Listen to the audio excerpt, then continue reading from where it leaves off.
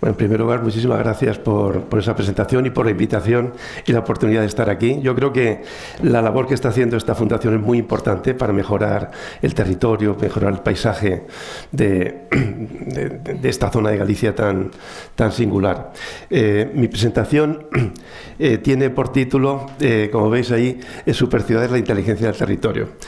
A mí me gustaría matizar que superciudades no quiere decir megaciudades, no quiere decir ciudades muy grandes, sino superciudades viene de superinteligencia, que es la combinación entre la inteligencia humana y la inteligencia artificial.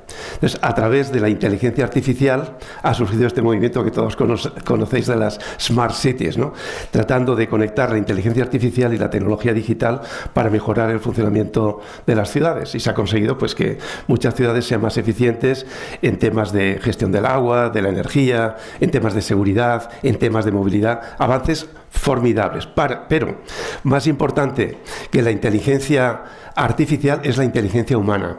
¿Y qué es la inteligencia humana en un territorio? Es el liderazgo, es la visión, es tener proyecto, es tener capacidad para aglutinar los diferentes actores de la sociedad en torno a una visión de futuro. Y cuando se une la inteligencia humana y la inteligencia artificial es la superinteligencia, que aplicada a las ciudades son las superciudades, que es el título de mi libro que se llama Superciudades, la inteligencia del territorio. Os voy a presentar algunos proyectos que tienen que ver con la temática de este seminario, de este evento, desarrollados por la Fundación Metrópoli en distintos lugares en el mundo. Creamos la Fundación Metrópoli en la Universidad de Pensilvania hace ya 25 años aproximadamente, y esta frase fue la que inspiró la creación de la Fundación Metrópoli, el tema de la sostenibilidad. Y nos dimos cuenta que sin innovación no era posible la sostenibilidad. Por eso la Fundación Metrópoli es un centro internacional de diseño de ciudades y de territorios. Esta es la sede en Madrid de la Fundación Metrópoli. Si alguna vez tenéis curiosidad y estáis por Madrid y queréis visitarla, con mucho gusto. Por ejemplo, ahí en el atrio de la Fundación está la maqueta de Bilbao. Estuvimos trabajando 20 años en la transformación de Bilbao. Hicimos un proyecto Ciudad para Bilbao y lo simbolizamos en esta maqueta hecha por artistas, una maqueta de cera con tecnología digital dentro para poder expresar ese proceso mágico casi de transformación de la ciudad más fea de España en el gran referente de renovación urbana de Europa. Y lo presentamos en la Expo de Shanghái en aquel momento. Nosotros arrancamos la Fundación Metrópoli con una investigación que llamábamos el Proyecto Cities, y trabajamos con 20 ciudades de distintas partes del mundo. Ciudades de tamaño medio a nivel global, o sea, fijaros, entre 2 y 6 millones de habitantes. No eran megaciudades, ni tampoco ciudades que no tuvieran un cierto nivel de complejidad. Entonces, con estas ciudades y en colaboración con 20 universidades, trabajamos con los alcaldes y con los rectores de las universidades para hacer investigación sobre un tema clave. ¿Por qué hay ciudades que tienen éxito y ciudades que no? ¿O por qué ciertos grandes proyectos transformadores han cristalizado con éxito en una ciudad y no en otra? Por ejemplo, el proyecto que ahora arranca en Coruña de la transformación portuaria, pues ha habido muchos ejemplos en el mundo similares, algunos han cristalizado bien, otros no. Los temas de gobernanza, los temas de diseño, la inserción con la ciudad, los programas, o sea, poder estudiar en todas esas ciudades en el mundo con una metodología única, poder estudiar cuáles son las claves del éxito de las ciudades. En la Fundación Metrópoli hemos procurado publicar casi todos los proyectos que hemos venido diseñando y hacer lo que pone ahí knowledge sharing, es decir, poder compartir ese conocimiento de lo que íbamos aprendiendo trabajando con diferentes ciudades en el mundo. En este momento, la Fundación Metrópoli tiene una alianza con ONU Habitat y con la Organización Mundial del Turismo para la aplicación práctica de los objetivos de desarrollo sostenible. Porque una cosa es estar de acuerdo con esto, otra cosa diferente es la aplicación práctica en proyectos concretos de estos objetivos de desarrollo sostenible. Y lo que hemos aprendido, como digo, en estos 25 años de investigación y de trabajo, lo hemos sintetizado en este libro, que en las primeras ediciones se llamaba Territorios Inteligentes, en español, y posteriormente llamamos la inteligencia del territorio, que tiene que ver mucho con estos temas de paisaje y con estos temas de tratamiento del litoral, que tanta aportación estáis haciendo a Galicia en este ámbito. Y esto nos ha permitido aplicar esta filosofía de trabajo en todos estos lugares en el mundo, con lo cual la experiencia, la acumulación de los temas que están funcionando bien, los temas que no están funcionando, pues acaba teniendo una cierta consistencia importante. Una de las primeras experiencias que quería compartir con vosotros es nuestro trabajo en Singapur. Hace casi 20 años empezamos a trabajar en el diseño de la isla de Singapur. Curiosamente, hace casi 20 años, cuando llegamos por primera vez a Singapur, el primer trabajo en el que nos vinculamos se llamaba Singapur 2030. Hace 20 años. Fijaros el horizonte con el cual algunos territorios, que concretamente Singapur es la gran referencia de transformación en Asia, fijaros con qué horizonte se venía pensando el territorio. Y allí hicimos una alianza de trabajo, de colaboración con Singapur, y fijaros que Singapur es una pequeña isla.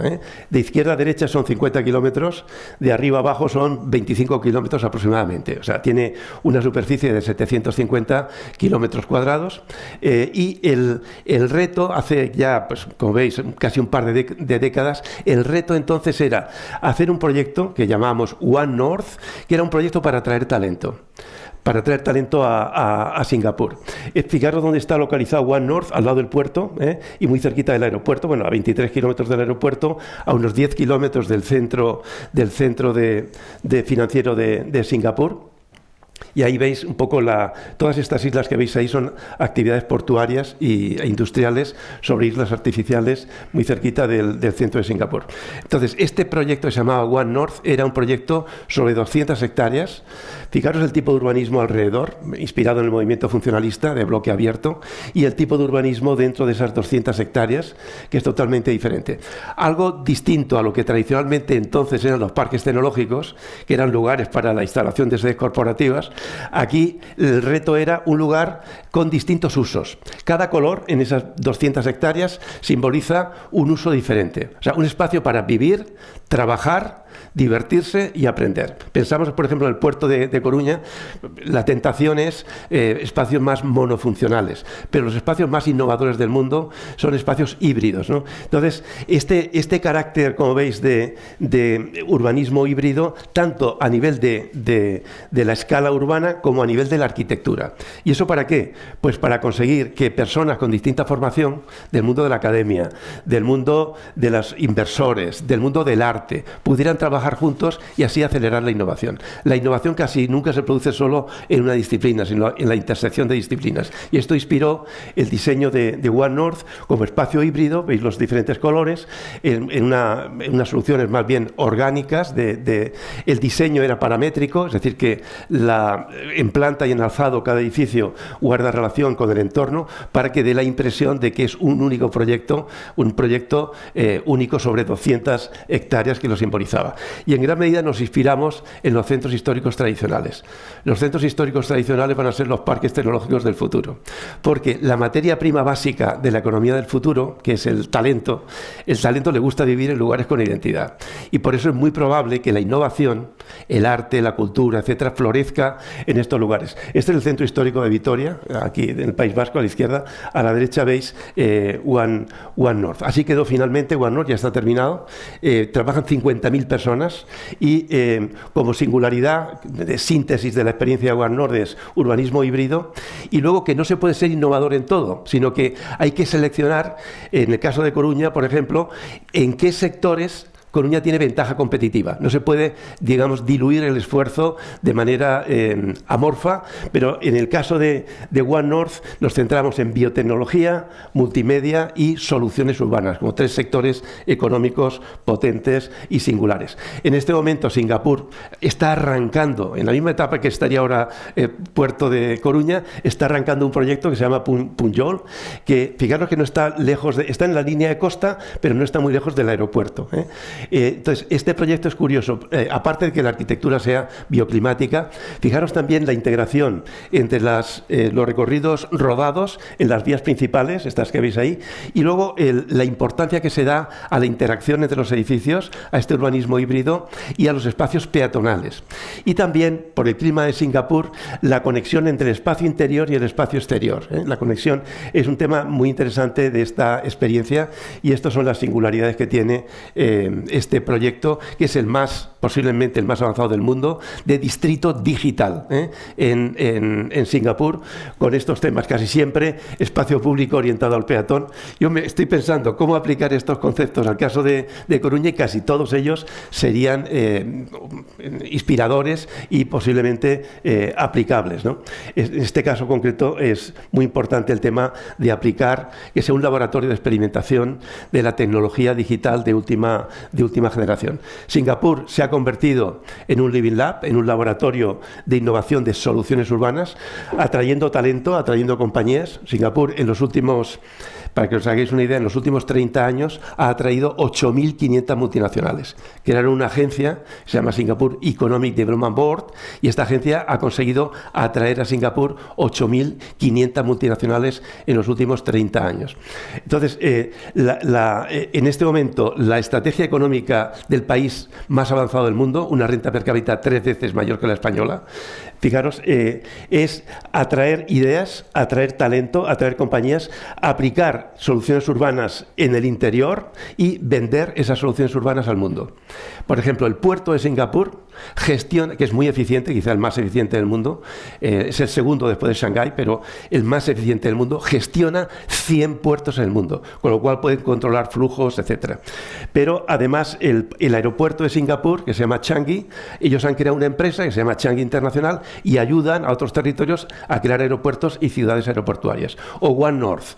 One North fue una iniciativa. Lo que ha hecho Singapur es crear una compañía de los fondos soberanos que se llama Ascendas, y están replicando el modelo One North en la India, en China, etc. Es decir, que el sector de soluciones urbanas, que pronto va a representar el 22% de la economía mundial, ese sector productivo es muy importante. Si Coruña hace un gran esfuerzo de renovación urbana, etc., puede fortalecer sus profesionales, sus empresas, etc., para que esta experiencia de Coruña se pueda trasladar a otras ciudades de Galicia, de España y del mundo. Lo que hace Singapur, como veis, es tanto los programas de vivienda social como de regulación de tráfico, como los temas de puertos, aeropuertos, etcétera, tratar de buscar los mejores profesionales del mundo, hacer proyectos de excelencia, crear imagen, crear experiencia y luego vender esas soluciones a nivel internacional.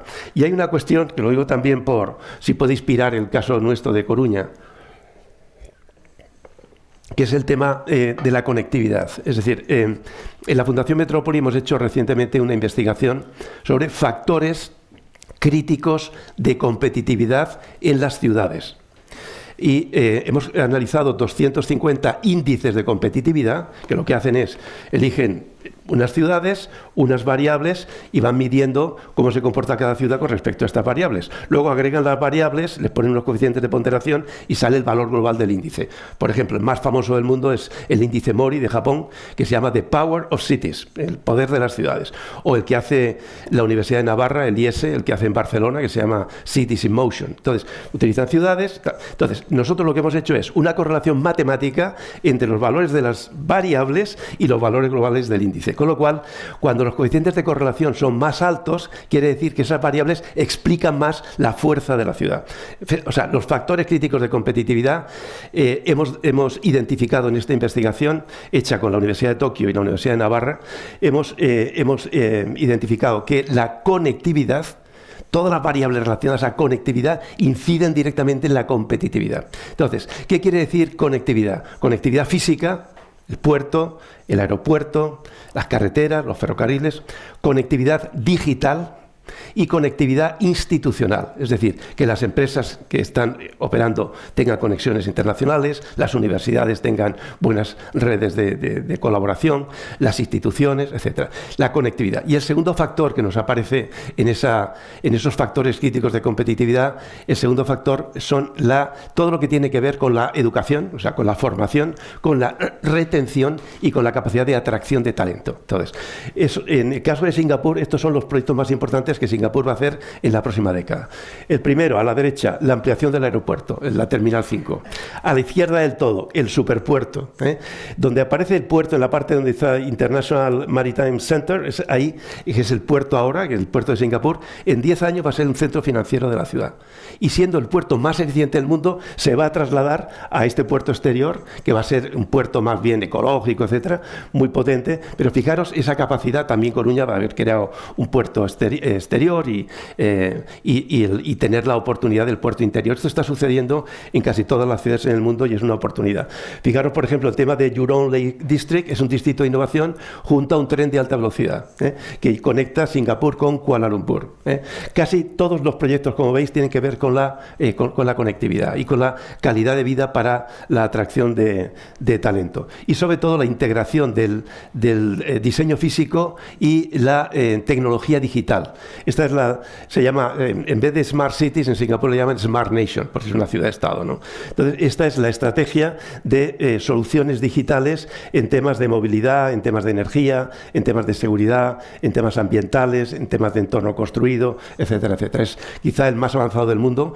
4 ministerios están coordinados y vinculados al programa Smart Nation, que está inspirando en gran medida, no solamente en el sudeste asiático, sino también a nivel internacional, este tipo de soluciones. Pero es curioso que, al igual que pasa aquí en España y que pasa en Coruña, etcétera, fijaros cómo era Singapur en 1900, en 1950 y en el 2010. Fijaros. ¿Dónde está creciendo Singapur? Está creciendo al norte, que eso es otro país, eso es Malasia, y está creciendo al sur, en estas islas, que esto es Indonesia. Vale, entonces, como Singapur, que tiene 6,5 millones de personas, de las cuales 1,5 millones más o menos son lo que llaman allí expatriados, o sea, son ejecutivos y profesional que ha ido a trabajar en las compañías que se han instalado en Singapur. Entonces, el crecimiento de Singapur se está produciendo arriba, en Johor Bahru, en Malasia, que ya tiene 1,5 millones de habitantes en esa zona, y se produjo también en Batam, en la isla de Batam.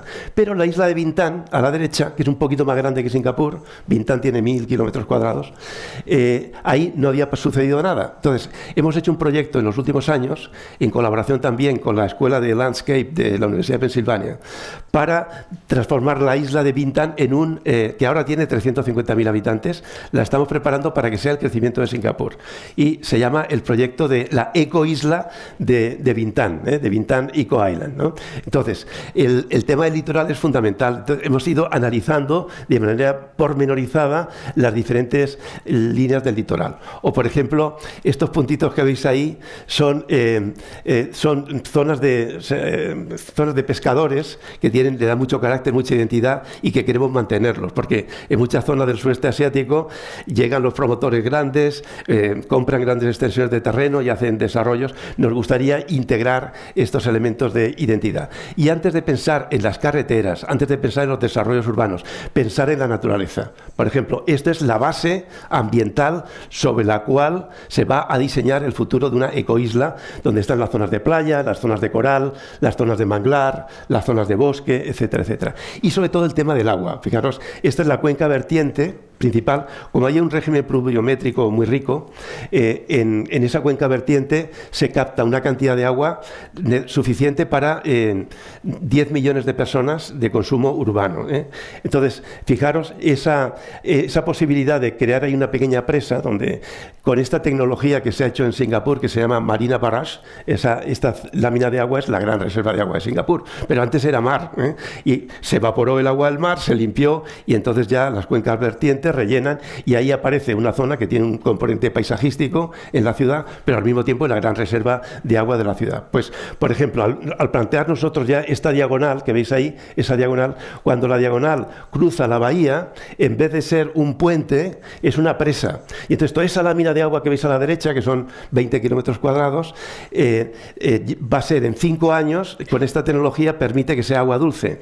Y también poder hacer estas comunidades urbanas alrededor, conectadas por embarcaciones no contaminantes, y ahí ese va a ser el gran nodo central de la ecoisla. Y que cada una de las partes de la ecoisla va a tener una vocación diferencial. Yo creo que esta experiencia es interesante y sobre todo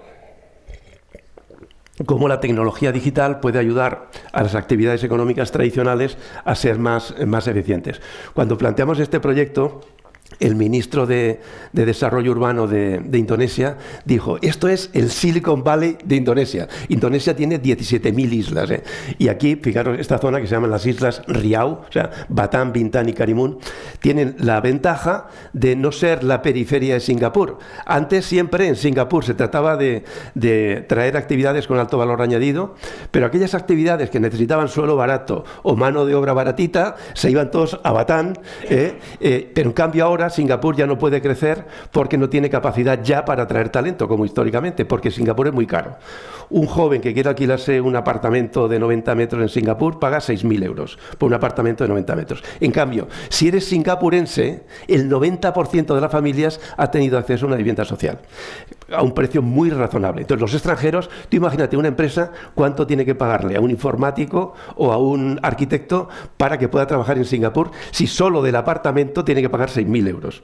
Entonces, ¿qué pasa? Que estamos creando comunidades urbanas en Bintan, que es 10 veces más barato, porque la renta per cápita de Indonesia es 10 veces menos que la de Singapur, y en 40 minutos en barco, 2 días a la semana, pueden trabajar en las multinacionales. Entonces, esta complementariedad no es ya la complementariedad de suelo barato para poner actividades de escaso valor añadido en la periferia de Singapur. No. Ahora es una complementariedad estratégica, porque el recurso básico, que es el talento para que las empresas multinacionales puedan desarrollarse y puedan seguir en Singapur, fijaros, esta complementariedad es absolutamente crítica. Esto también podría inspirar lo que es pensar en una escala un poco más amplia a Coruña, su conexión con Ferrol, su conexión con Santiago, etcétera, y poder ver un territorio policéntrico donde hay funciones complementarias en ese ámbito.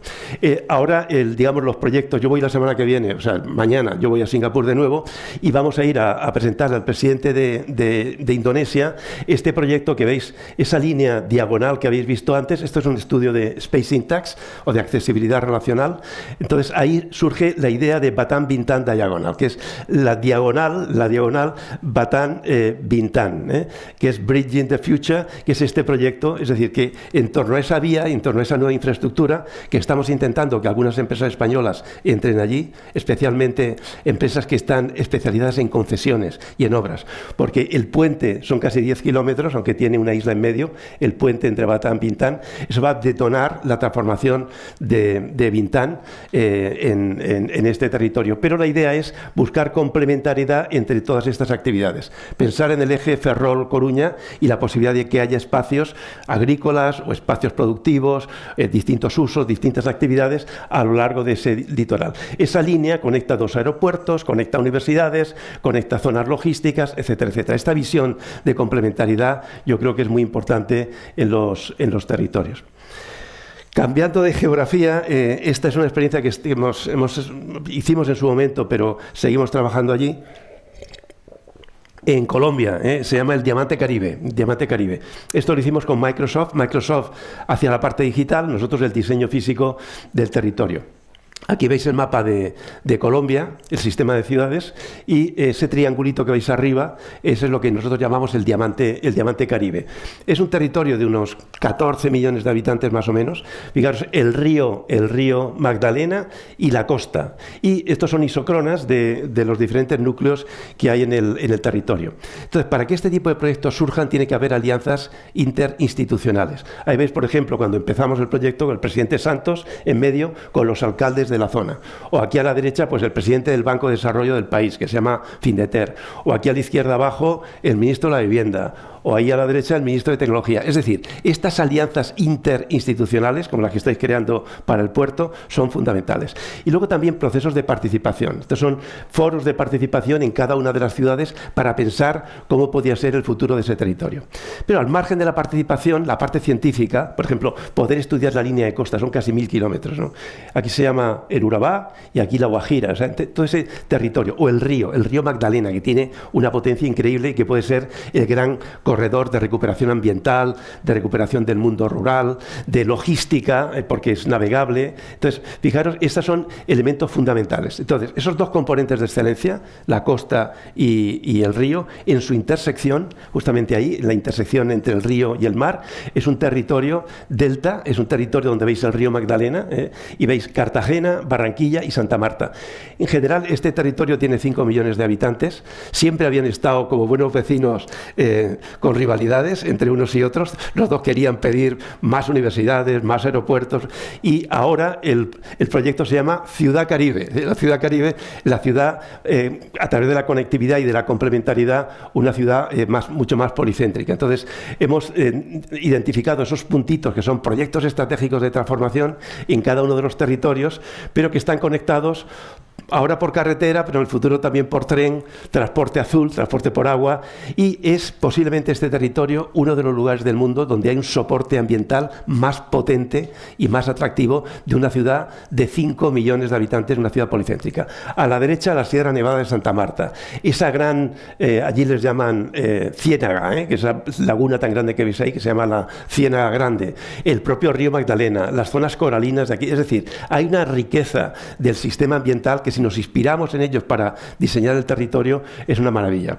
Por ejemplo, en el caso de Cartagena, que tiene 1 millón de habitantes más o menos, en el caso de Cartagena el sustrato ambiental era este. Ahí veis la laguna, esta que se llama la Ciénaga de la Virgen, que tiene 3.000 hectáreas, es muy grande, y está en el corazón del área metropolitana, o esta islita que se llama Tierra Bomba, o los corredores ecológicos. Sin embargo, la ciudad ha crecido apoyándose en las carreteras, como siempre pasa. Más barato para los promotores apoyarse en la carretera para crecer, y se ha creado una estructura radioconcéntrica. Conforme crece la ciudad, se congestiona el centro. Ahí en la parte, si veis, aquí de la izquierda está el centro histórico de Cartagena, que se congestiona muchísimo.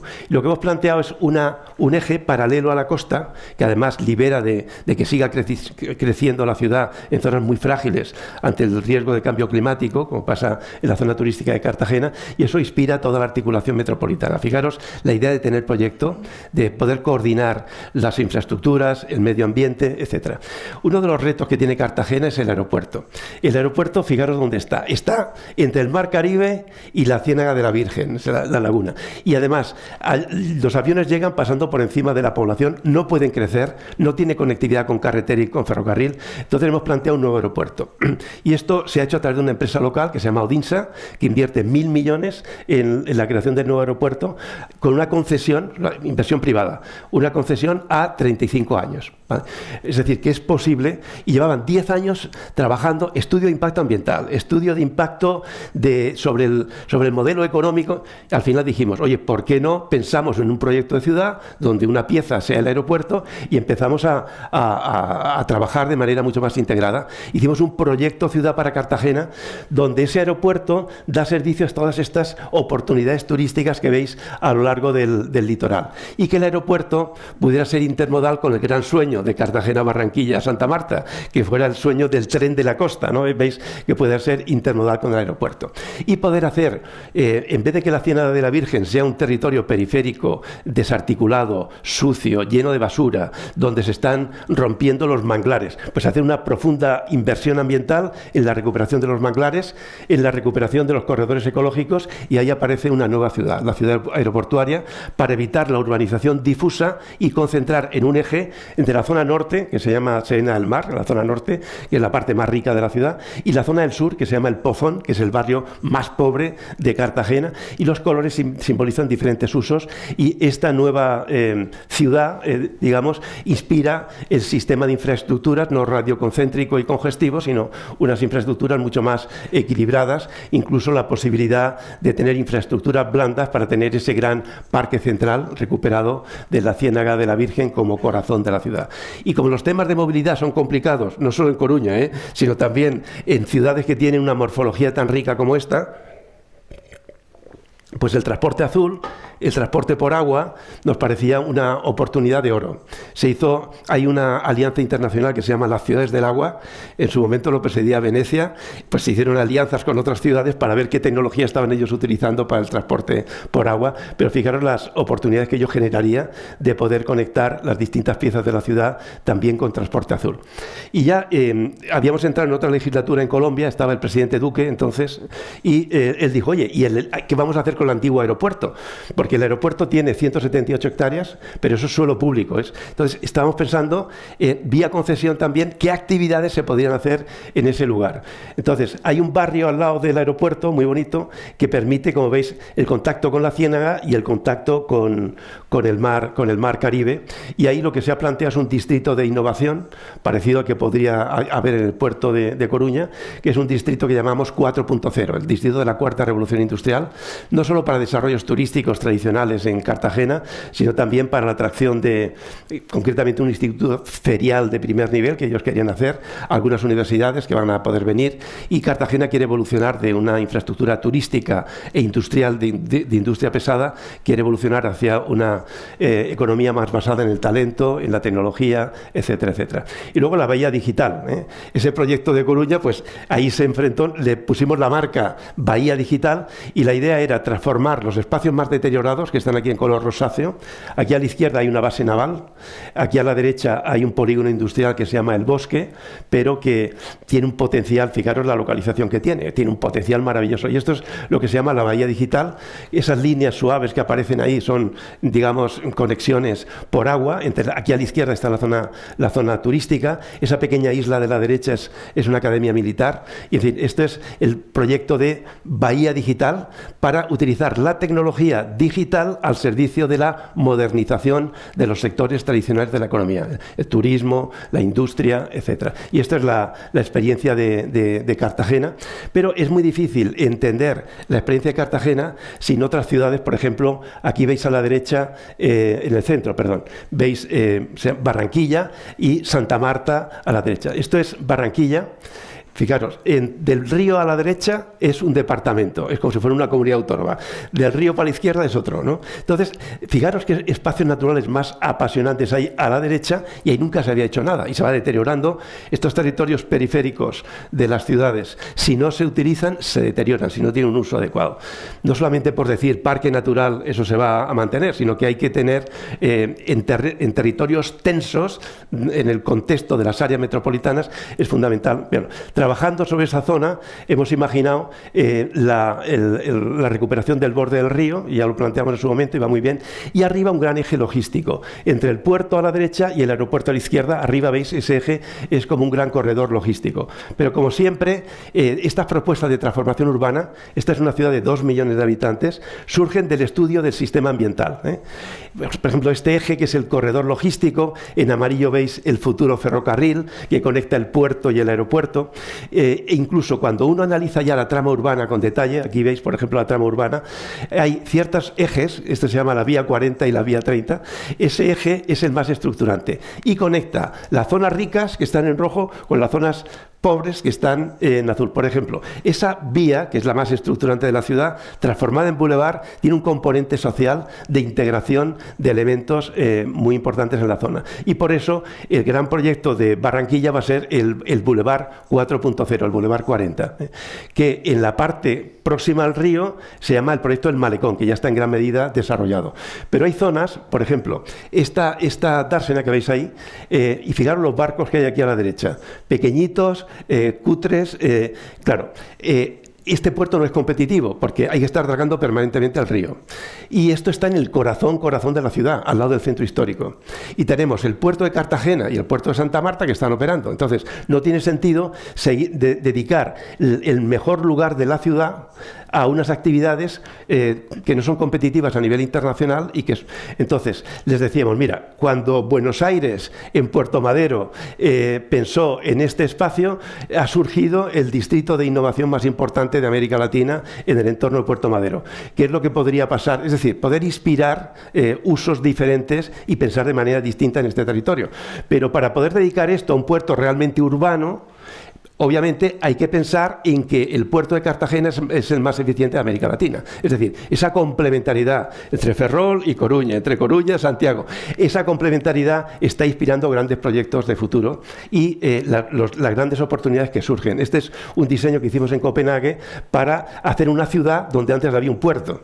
Hay zonas, lógicamente, de pescadores, hay zonas de cruceros, pero hay universidades, hay viviendas, están esas grandes galerías, etcétera, etcétera. Y luego la parte de la derecha, que aunque es otro territorio, pero hay unos manglares que no os podéis imaginar. Cuando estuve haciendo estas fotos, fijaros qué tamaño de los manglares en ese territorio. Con una intervención muy blanda se pueden conseguir integrar todo este territorio en la vida de un área metropolitana de 2 millones de habitantes, como es el área metropolitana de Barranquilla. Entonces, veis Cartagena, Barranquilla y a la derecha Santa Marta.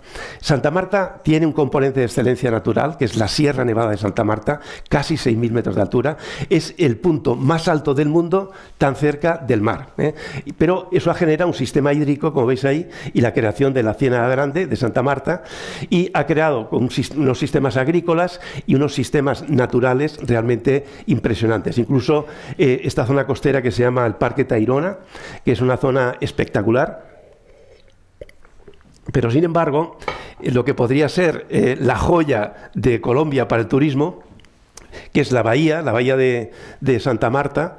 Fijaros esa instalación portuaria de yates que hicieron ahí en la parte central, y fijaros cómo está el puerto. Este es un puerto natural, tiene 15 metros de profundidad, con lo cual pueden llegar los barcos, no hay que dragar ni nada, pero están sacando el carbón de un valle que está a 400 kilómetros, que se llama el Valle del Cesar. Entonces dedican la joya de Colombia, que tiene un potencial turístico impresionante, no lejos de Cartagena, lo están dedicando a sacar el carbón del Valle del Cesar. Entonces ahí surge la oportunidad de la recuperación de nuevos usos del puerto, como veis arriba.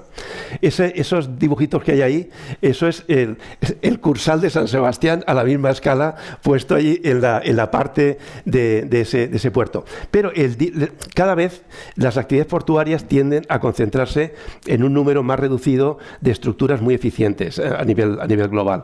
Por eso tiene sentido que ese tipo de instalaciones se puedan repensar a escala regional y poder buscar alianzas interesantes. Fijaros la posibilidad de recuperar el borde marítimo. Incluso estamos planteando unas pequeñas microislas que permiten retener la arena para recuperar la línea de costa, el paseo, las zonas peatonales del centro histórico, etcétera, etcétera. Incluso aquí abajo había unas instalaciones militares y estamos planteando un parque tecnológico del turismo, ¿no?, en esa zona. En definitiva, el policentrismo, es decir, tener Cartagena, Barranquilla, Santa Marta en ese sentido.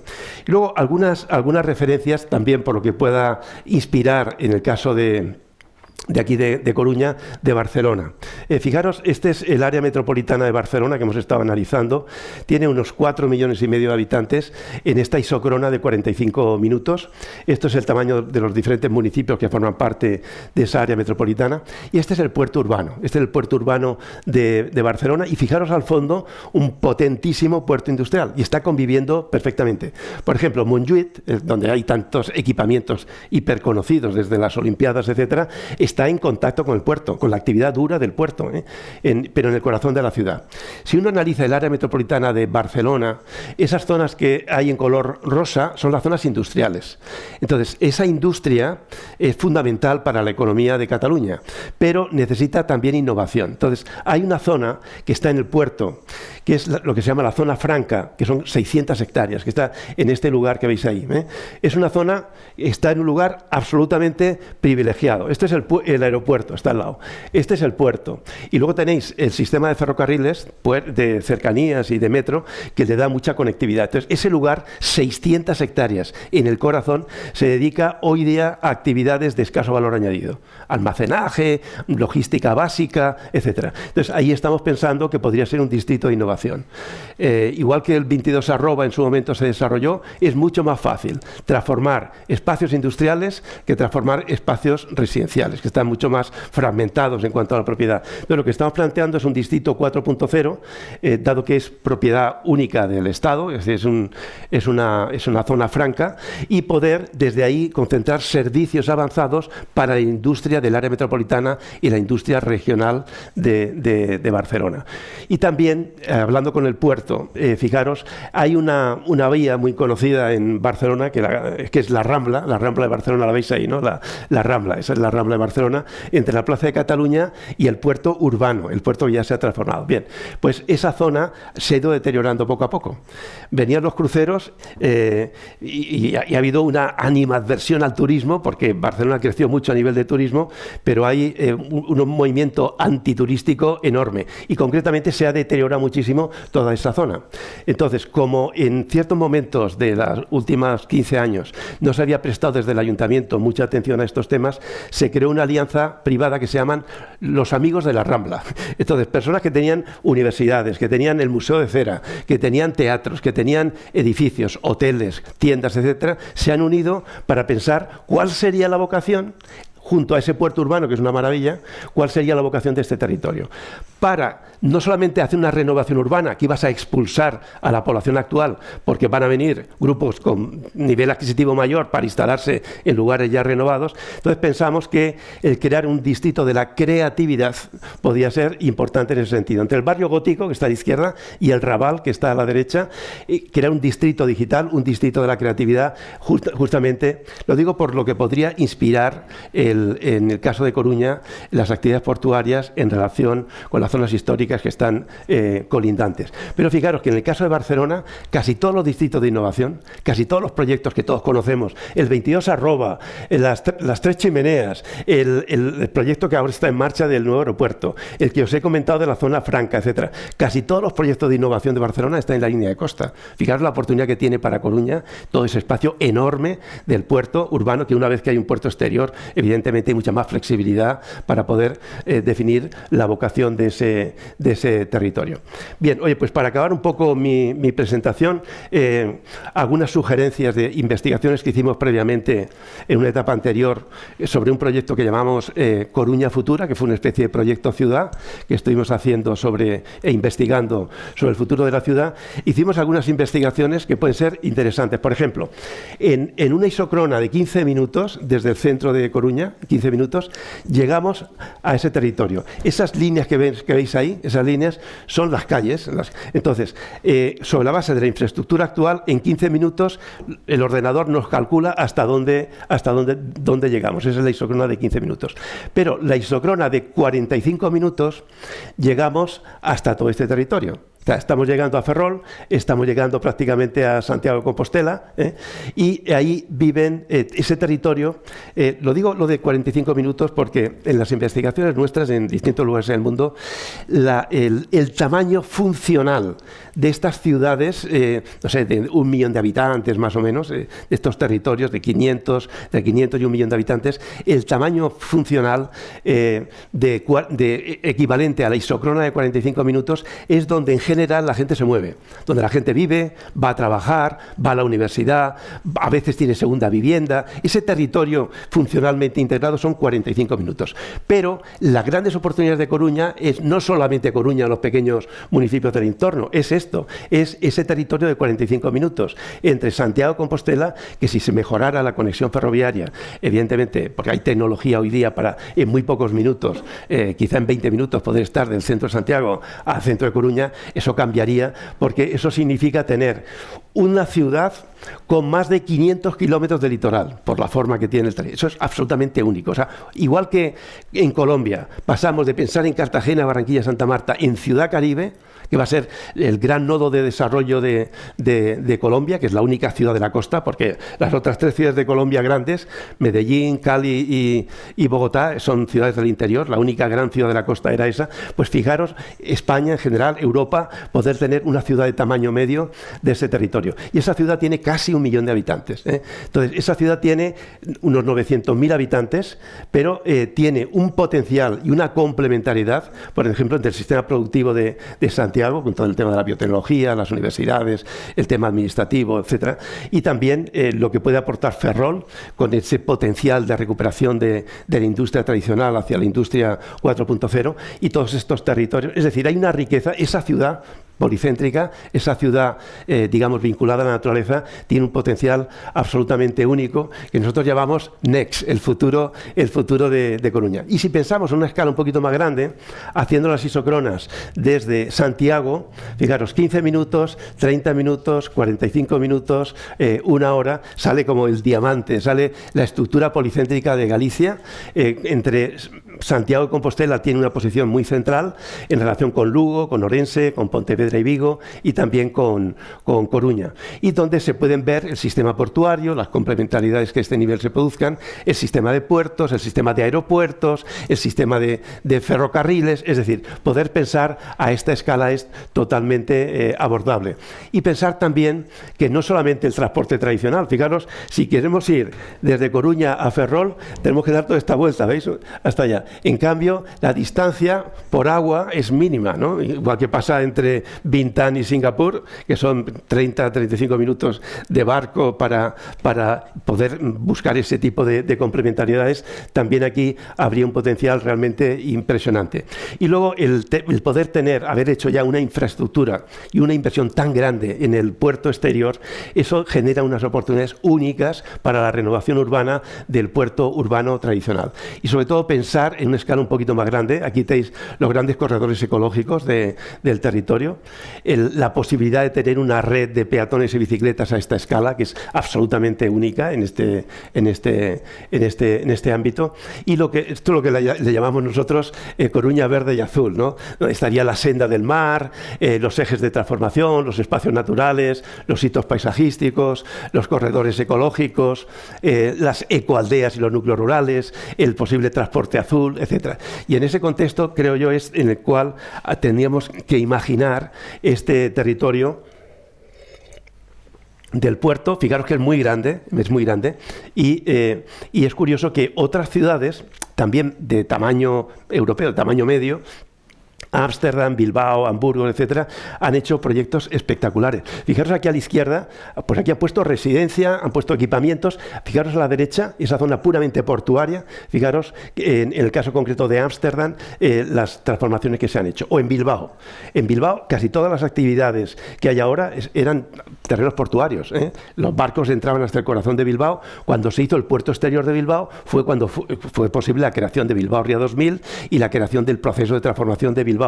Pero fijaros ese ámbito que veis a la derecha de Abando Ibarra, cómo ha quedado finalmente, pero es una operación puramente portuaria. O, por ejemplo, Hamburgo. A la derecha, fijaros la infraestructura portuaria tan grande y en el corazón esa intervención. El que era alcalde de Hamburgo y luego impulsó Hafen City, luego fue nombrado líder y presidente en Alemania. Quiero decir que incluso la rentabilidad política de impulsar proyectos de estos portuarios es impresionante. O incluso este proyecto que diseñamos nosotros en su momento, que es sobre una zona que veis a la derecha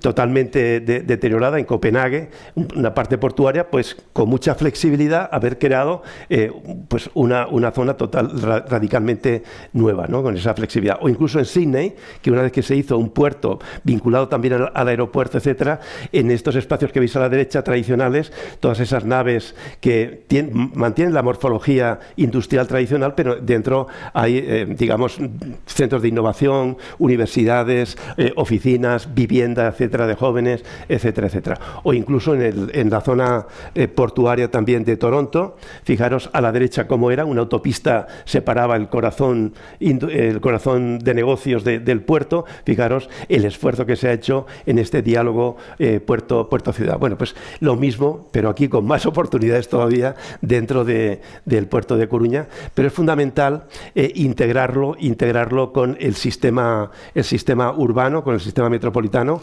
Aquí tenéis un análisis que se llama de Space Syntax. Estas son las líneas en rojo mejor conectadas del sistema metropolitano. Aparece la gran ronda, la ronda de Outeiro, que es la posibilidad de crear ese gran boulevard que podría crearse en el territorio, y sobre todo pues poder hacer una estructura dentro del ámbito portuario perfectamente conectado con el tema de la ciudad, y pensar en usos y en actividades que impulsen una nueva etapa de transformación de la ciudad. Cualquier cosa que queramos hacer aquí va a funcionar. Es decir, tú puedes hacer vivienda social, puedes hacer equipamientos, puedes hacer lo que quieras. Es el mejor lugar de la ciudad, el mejor conectado, el que está más cerca de los centros de identidad de la ciudad. Todo va a funcionar. La clave es ser muy selectivo. Igual que en Bilbao ahora están desarrollando Zorro Zaurre y se han dedicado a hacer solamente vivienda de VPO en Zorro Zaurre, 5.000 viviendas, en vez de haber utilizado eso para atraer centros internacionales, universitarios, centros de innovación que pudieran darle un nuevo impulso a Bilbao. Entonces Bilbao se desarrolló con mucha intensidad, ahora empieza el declive, obviamente, porque ha faltado visión en algunos proyectos estratégicos de futuro. Por eso es muy importante afinar en los usos que se vayan a implantar finalmente aquí. Tendremos que analizar el sistema metropolitano, ver exactamente qué clúster económicos tienen ventaja competitiva para desarrollarse aquí, qué voluntad y qué vocación hay y cómo se conecta con las especializaciones universitarias de la región, y elegir muy bien qué usos y qué actividades. Cualquier uso va a funcionar, obviamente, pero la posibilidad de crear un nodo de innovación que genere empleo de calidad, que permita dinamizar el tejido productivo de la zona, que genere calidad de vida y espacios públicos de interrelación en ese lugar tan especial. Ese creo yo que es el reto importante, y verlo dentro del contexto metropolitano, del contexto de Next, de Coruña Next, que es esa ciudad impresionante. Muy pocas ciudades en España pueden llegar a tener 1 millón de habitantes prácticamente desde el punto de vista funcional, con esta línea de costa, con esta interconexión, con esta complementariedad, y luego también verlo dentro del sistema de ciudades de Galicia. Y esta frase es muy curiosa. Esta señora que veis ahí se llama Maimuna, y ella es una arquitecta, y fue alcaldesa de su pueblo. Su pueblo se llama Penang, que es una isla en Malasia. Hicimos un proyecto ciudad con ella hace unos casi 10 años. Y lo hicimos de manera participativa. Allí en Malasia no era normal utilizar la participación para diseñar el futuro de los territorios. El caso es que esta señora, muy inteligente y muy sensible, se hizo famosa diseñando el proyecto de Penang, de su territorio. Bueno, Penang tiene casi 1,5 millones de habitantes, más o menos. Entonces le nombraron presidenta de los alcaldes de Malasia. Y 2 años después le presentó el presidente de Malasia como candidata para presidir ONU Habitat, y ganó. Y ha estado 6 años de presidenta de ONU Habitat.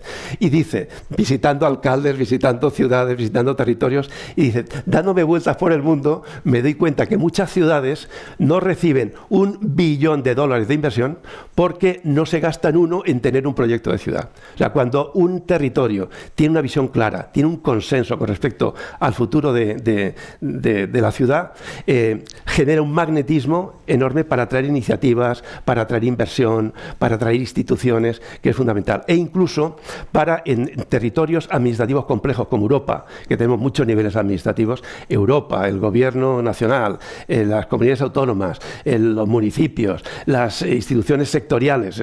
Tener proyectos es clave para coordinar la atracción de inversión, para defender, digamos, la coordinación de las políticas sectoriales en sintonía con esa visión de futuro y ese proyecto. Bien, nosotros lo que estamos haciendo en la Fundación Metrópoli es tratar de promover la transformación de las ciudades, siempre a través de la colaboración del sector público y del sector privado. Que en casi todo el mundo hay una falta de confianza entre el sector público y el sector privado.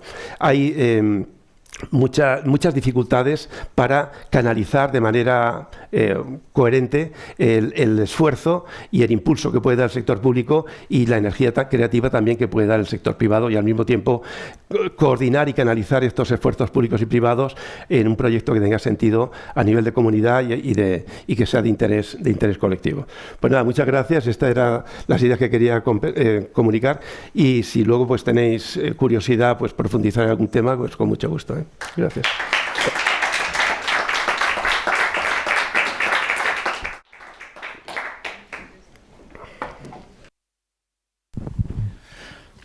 Muchísimas gracias, Alfonso. Formidable presentación, rica en inspiraciones que se pueden utilizar en Coruña, ¿no? Tenemos, bueno, a lo mejor 10 minutos para posibles preguntas, aprovechando que está Alfonso aquí, ¿no? Entonces, abrimos un poco la palabra a los asistentes, ¿no? ¿Alguien quiere hacer alguna pregunta? Están cansados los pobres, joder.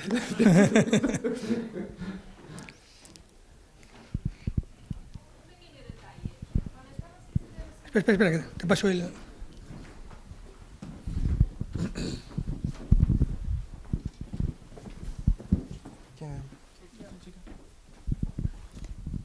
Es una pequeña pregunta. Como soy paisajista y me interesan mucho los frutos del bosque, en algún momento que estabas enseñando Singapur había una cosa que se llama Orchard Road. Sí. ¿Qué era eso? Orchard Road es la vía comercial tradicional de Singapur. Singapur es un país pequeñito, como he dicho, a nivel demográfico, pero recibe 13 millones de turistas que van sobre todo a hacer compras a Singapur, pues tiene un sistema comercial muy sofisticado. Entonces, la calle tradicional se llama Orchard Road y desde hace 5 años se puso en marcha una investigación para ver cómo van a ser las calles comerciales del futuro. El comercio electrónico está matando centros comerciales, está matando mucha actividad comercial tradicional y esta gente que se anticipa mucho empezaron a investigar Orchard Road y ver cómo puedes combinar la experiencia comercial en una calle con la eficiencia del comercio electrónico para que tus productos lleguen a tu casa y tal. Entonces, Orchard Road es uno de los proyectos estratégicos que Singapur está impulsando, asociado al tema de la actividad comercial del futuro. ¿Alguna cuestión más? Perdón. Por tu experiencia, ¿cómo implicar a la población? Por tu experiencia, ¿cómo implicar a la población dentro del nuevo proyecto, o sea, la población residente, por su tendencia a lo mejor al rechazo, de los cambios que pueda venir con las nuevas, con atracción de nuevos inversores, con los cambios que va a tener la ciudad? ¿Cómo implicarlos desde el punto de vista social o participativo? Bueno, pues por la experiencia en los proyectos. Vamos a ver, yo creo que el tema de la participación es un tema crucial. Todo el mundo habla de participación, pero muchas veces la participación se hace de forma poco eficiente. Por ejemplo, habéis oído hablar de los planes estratégicos de las ciudades. En España se han hecho en un montón de sitios. Y hay una terapia participativa, entonces se hacen reuniones con los de turismo, y luego con los de juventud, y luego con los de infraestructuras. Y se van sacando, cada uno dice lo que se le ocurre, y se van sacando resúmenes, y luego se sintetizan y se presentan 500 objetivos de no sé qué, 300... Entonces, el tema de la participación es crítico, pero tenemos que buscar nuevos mecanismos eficientes de participación para conectar la capacidad creativa colectiva con esa sensibilidad. Nosotros venimos investigando hace 20 años en un concepto que se llaman los cauces de participación institucional. Lo que hemos hecho ha sido dividir la complejidad de un área metropolitana en 180 temas. Al principio eran 400, fue una investigación de muchos años. Entonces, lo que hacemos es hacer foros donde está representado el sector público, el sector privado y la comunidad y la sociedad civil. Entonces, con respecto a esos temas de la ciudad, ellos valoran cómo ven la ciudad hoy y cómo les gustaría verlo en el futuro. Tú le preguntas, por ejemplo, incluso al líder de la ciudad, a la alcaldesa o al alcalde, ¿qué es lo más importante para el futuro de Coruña? Eso es muy difícil de contestar. En cambio, si tú le preguntas un aspecto concreto, oye, ¿cómo ves el funcionamiento de la bicicleta en la ciudad y cómo te gustaría verlo en el futuro? O cómo ves los equipamientos escolares para guarderías y tal hoy, qué calidad tienen y cómo te gustaría verlo en el futuro. O temas de movilidad, o temas de clúster económico. Es decir, tú puedes, habiendo descompuesto la complejidad de un área metropolitana en puntos muy específicos, quienes viven en la ciudad y quieren la ciudad y quieren colaborar, tienen esa experiencia y pueden contestar de 0 a 10 cómo ven hoy ese territorio y de 0 a 10 cómo le gustaría verlo en el futuro. Eso que parece una cosa ingenua, te permite generar unas matrices que se llaman de excelencia-prioridad, donde aparecen los elementos más valorados, los que se han sido valorados hoy día más altos, son los componentes de excelencia. Y luego, los que se valoran más de cara al futuro son las prioridades. Y hay técnicamente un concepto que se llama los déficits críticos, que son los lugares, o sea, los temas en donde lo que se demanda hacia el futuro tiene una distancia mayor de lo que se valora ahora, ¿vale? Entonces, con esas matrices de excelencia-prioridad te inspiran para hacer un proyecto que tenga un nivel. Esto que parece es fácil decirlo, ¿sabes? Pero hacerlo es más complicado. Entonces, venimos trabajando desde el año 2000 prácticamente en este tema, lo hemos aplicado en 50 ciudades y funciona de cine. El tema de los foros de participación institucional, solo en instituciones democráticas, es decir, en otros lugares donde no se da importancia a la participación, pues estos temas no funcionan, ¿no? Las propuestas para la población existente en todos los proyectos que has planteado, bueno, que has presentado, había dos en particular que bueno, me acuerdo que te citaste. Una eran las ayudas sociales a vivienda para que la población residente pudiera, bueno, contra la gentrificación, y la otra era la ciudad el barrio de las Artes en Barcelona, un poco para el barrio histórico en relación al puerto. ¿Has trabajado en otras fórmulas similares para responder a la población existente y atraerla hacia ese tipo de proyectos de innovación? Un ejemplo. Sí, un ejemplo. Entendido. Un ejemplo nos pasó en Bilbao. Nosotros primero hicimos hace 30 años el plan regional del País Vasco, que se llama Euskal Hiria, la ciudad vasca, la ciudad policéntrica. Bilbao, San Sebastián, Vitoria. Planteamos un tren de alta velocidad que conectaba las tres ciudades, que se llama la Y vasca, y 30 años después ya está construida. Faltan las conexiones con las estaciones, pero la verdad es que ahí se ha avanzado muchísimo, ¿no? Entonces, en el caso de Bilbao se planteó un proyecto ciudad y en un momento dado un grupo de personas que vivían en una zona de Bilbao que está entre la Gran Vía y la Ría, esa zona, había 10 o 12 galerías de arte. Entonces fueron a hablar con el alcalde, los galeristas, y dijeron: oye, alcalde, aquí se ha creado el Museo Guggenheim, empiezan a venir turistas y nosotros no vendemos un cuadro. ¿Qué podríamos hacer para integrar? Es decir, una sensibilidad local fue recogida por el alcalde. Entonces nos llamó y nos dijo: oye, ¿qué podríamos hacer con el tema del arte? Entonces empezamos a investigar, pero fijaros que surgió de una iniciativa popular, de gente que vive en la ciudad, que la conoce bien, y que entonces surgió la posibilidad de hacer una investigación sobre ese tema. Y empezamos a descubrir cosas que no eran obvias. Por ejemplo, en ese tramo, en esa zona, entre la Gran Vía y la Ría de Bilbao, resulta que estaba la mayor concentración de arquitectura diseñada por premios Pritzker. Entonces, pero la densidad, no hay ningún lugar en el mundo que en un espacio tan pequeño haya tantos edificios de arquitectos. ¿Y eso por qué? Porque RIA 2000 había puesto como condición para enajenar las parcelas que iba generando a los privados que tuvieron que trabajar con arquitectos internacionales en colaboración con locales. Pero entonces, ahí teníamos un componente de excelencia interesante. Entonces, junto a eso pensamos: oye, dentro del arte, ¿y qué pasaría con la escultura? Había algunas esculturas buenas y le pusimos la marca el Distrito del Arte, BAD, Bilbao Art District, ¿no? Entonces, con esa idea inicial, muchos escultores internacionales querían tener obra en el Museo del Arte de Bilbao. Y entonces recibimos incluso donaciones de la familia Dalí, de algunos escultores relevantes, y se creó una red de esculturas espectacular. O sea que ya teníamos los museos, el Museo Guggenheim, el Museo, digamos, clásico de Bilbao, que ahora lo está renovando Norma Foster, y el Museo Marítimo, estaban las galerías y estaba la idea de tener, digamos, un distrito del arte. Y eso no implicó una transformación urbanística ni un cambio de normativa, pero a partir de esa idea de que esto es el distrito del arte, se generó autoestima de todo el mundo que vivía ahí o que tenía cosas ahí. De forma que si alguien quería poner un lugar para vender pulpo, ¿no? Una pulpería, bueno, pues si lo hacía con diseño, tanto a nivel gastronómico como a nivel, te dan el sello: tú perteneces al Distrito del Arte. Alguien estaba poniendo una tienda de muebles y entonces hacía un esfuerzo especial: pertenecer al Distrito del Arte. Lo mismo pasó con los hoteles, empezó con los restaurantes de lujo y también incluso con otros sectores de belleza, etcétera. Entonces ha surgido el Distrito del Arte, pero desde una iniciativa popular, desde una sensibilidad de pensar que habiendo ahí un componente de excelencia único a nivel global, que era el tema del Museo Guggenheim, que es para consumir arte, no para producir producir arte, cómo podría transformarse.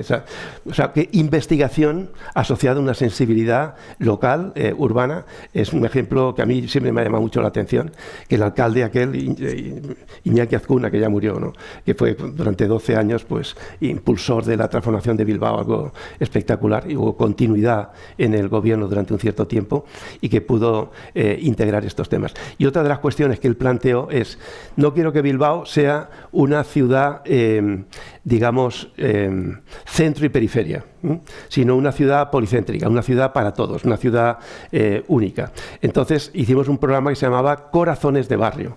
Entonces vimos que efectivamente había una zona muy transformada de Bilbao en las áreas centrales, pero había otros barrios que estaban infradotados. Entonces, ya trabajando con los vecinos en cada uno de los barrios, tratamos de ver con estas metodologías participativas la vocación diferenciada de cada uno de los barrios. Algunos apostaron más por el tema de los equipamientos para niños, otros más bien en temas ambientales, otros en temas culturales, y poder conectar físicamente, digitalmente, funcionalmente los distritos, que surgió el programa de los corazones de barrio de Bilbao, que allí le llaman Bihotza. El Bihotza en vasco es corazón, Bihotza, el programa de corazones de barrio, que está inspirando pues a Santiago de Chile, está inspirando ahora a otros lugares en el mundo, y que se podría aplicar perfectamente en Coruña, el tema de los corazones de barrio, ¿no? También es otra iniciativa, digamos, de abajo arriba, ¿no?, de una iniciativa popular para... ¿Alguna pregunta más? Yo tengo una curiosidad, ¿no? Una de las diapositivas que has puesto era de Cartagena, creo, ¿no?, donde se veían la segregación por estratos sociales, ¿no?, que es muy marcada en Colombia, ¿no? ¿Habéis trabajado, hay alguna fórmula para romper un poco esa segregación tan marcada a nivel urbano? Mira, Cartagena es una ciudad maravillosa, pero es una ciudad totalmente fragmentada, sobre todo socialmente y ambientalmente. Pero es tan bello el entorno y el centro histórico que Cartagena es una referencia. Entonces tiene las zonas turísticas que están maravillosamente equipadas, pero tiene unas zonas periféricas absurdas. Entonces, fijaros, ese anillo que habíamos planteado era para conectar zonas pobres con zonas ricas. Es decir, la conectividad facilita que todo el mundo pueda desplazarse pues de su residencia al trabajo, que pueda acceder a ciertos servicios, equipamientos. O sea que el urbanismo es un elemento muy potente para trabajar en los temas de integración social, yo creo. Bueno, pues aquí lo dejamos, Alfonso. Muchísimas gracias. Muy amable.